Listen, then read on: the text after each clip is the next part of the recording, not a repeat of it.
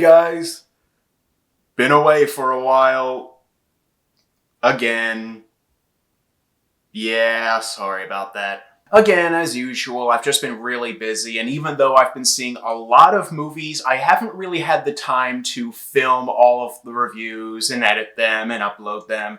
It's just been kind of crazy lately. That said, just like before, just because my life has been crazy doesn't mean I haven't made some time to watch the most recent films. But now that I have a camera in front of me, I'm going to do something that I have done in the past, but just a little quicker. I'm going to do a marathon review. For those of you who didn't see my 2023 reviews of Barbie, Mission Impossible, Oppenheimer, my marathon review style is essentially just my recap review. These aren't going to be as in-depth as my usual reviews, but they are going to be just me on camera talking about these movies just so that you know what I thought about them, so that when I do eventually talk about them during the end of the year, which, trust me, for a lot of these movies, I'm definitely going to talk about them by year's end, you will have some context. But because I've been gone for months now, I have 12 movies that I want to talk about.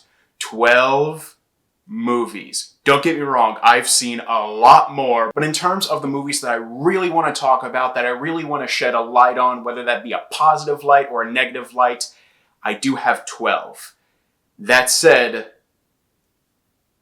that's 12 movies I need to talk about. These are just going to be little paragraph-long reviews of each of these movies. I'm just going to list the title, what I thought about them, and my overall rating for them, and that's it. If you see me dart my eyes across the screen, that's only because I have a teleprompter behind the camera just so that I can get through this as quickly as possible without skipping a beat. That said, here we go. Snow White. I can honestly say that Disney's live-action remake about their first animated film follows in the footsteps of all of their other live-action remakes in the worst ways possible. The music is distractingly modern, the acting is dull, and the entire atmosphere of the film feels horrifically artificial. It's so uninteresting that it's undeserving of the hatred towards it.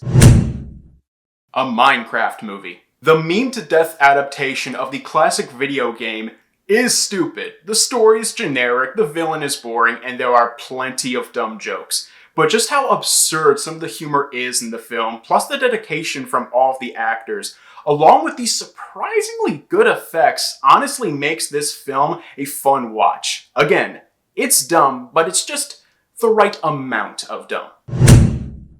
Drop. The best way I can describe the contained thriller about a date that goes very wrong very fast is perfectly entertaining. The story can feel a bit rushed and generic at times, but all of the actors are great, there's a good sense of tension, and the story does keep you guessing. It's not going to be remembered as a groundbreaking thriller or anything like that, but it is going to be remembered as a good rainy day thriller.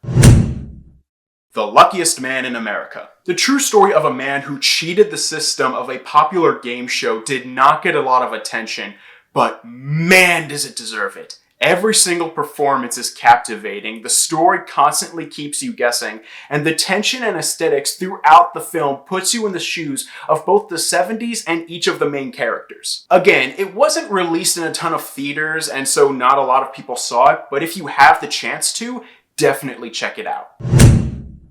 The Woman in the Yard. The isolated horror thriller about a family being stalked by a mysterious woman did not get a lot of love even from the people who saw it, and I really don't get the hate. The acting is fantastic all around, the visuals are haunting, there's a great sense of tension, and the ending is chilling. This is a hugely fun horror flick and another film that you should really check out if you didn't get the chance to yet.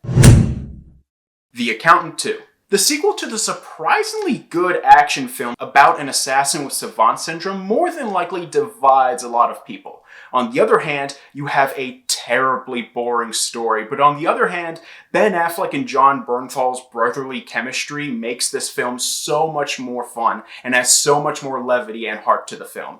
It's a coin toss for me, but the two lead performances makes the film just enjoyable enough. Warfare. The true story of an ambush on a group of US soldiers during the Iraq War, shown in real time and directed by an Iraq War veteran, is just as intense as you may think. The lack of music puts you on edge, the long continuous shots puts you in the mindset of each soldier, and the action sequences are beautifully intense. It is such a well-made film that I know some of you think it's boring. Shame on you. Sinners. Ryan Coogler's period piece about a juke joint that gets crashed by a horde of vampires cements him as one of, if not the best director working today. The actors and characters are all charming, the horror elements are fun and creepy, the music is insanely, awesomely memorable, and there's just so much historical, societal, and biblical depth to the entirety of the film. This is a classic in the making, and it is going to inspire so many future filmmakers. It is more than deserving of all of that legacy and more.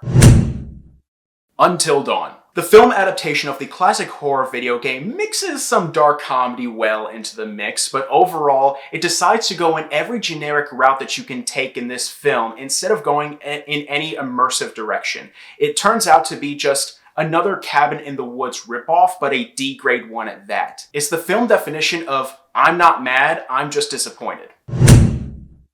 Thunderbolts. The MCU's latest outing, following the team-up of many of their most famous losers, does feel rushed at times, like making a 10-episode show might have been a better move, but the fantastic chemistry, a creative third act, and a surprisingly emotional core to the film makes it a good return to form for big screen Marvel. Fight or Flight. The action comedy about a group of assassins on an international flight is a mixed bag to say the least. On the one hand, the fights are creatively brutal and there is some good comedy thrown into the mix. But on the other hand, the story is kind of basic and it feels very repetitive of other action films like it, such as Bullet Train, for example. It's a fun one-time watch, but I'm probably never going to actively seek it out anytime soon. Juliet and Romeo. I'll give credit that this musical retelling of the Shakespeare classic does have some pretty good performances, but with aesthetics that make Disney Channel original movies look historically accurate, music that is auto-tuned and repetitive as shit, and an ending that not only undercuts a classic tragedy with a happy ending, but also a to be continued, those performances all feel wasted. My hatred of the DiCaprio version of Romeo and Juliet is legendary, but after this train wreck, perhaps I treated you too harshly.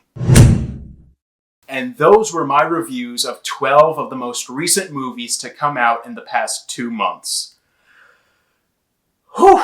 Guys, I'm sorry that this video came out so late. Again, my life has just been really hectic lately, and I'm sorry if I was stumbling on my words a lot during this review. I was just trying to get each of these reviews out as quickly as humanly possible, and this was my first time utilizing this format along with a teleprompter. Again, this is not going to be the new standard format. I'm still going to be doing my more in-depth reviews of each movie as they come out. Guys, I can't thank you enough for watching. You guys really are the best, and don't forget to click subscribe and click that bell icon down below to stay up to date on all things movie, all things TV, all things nerd.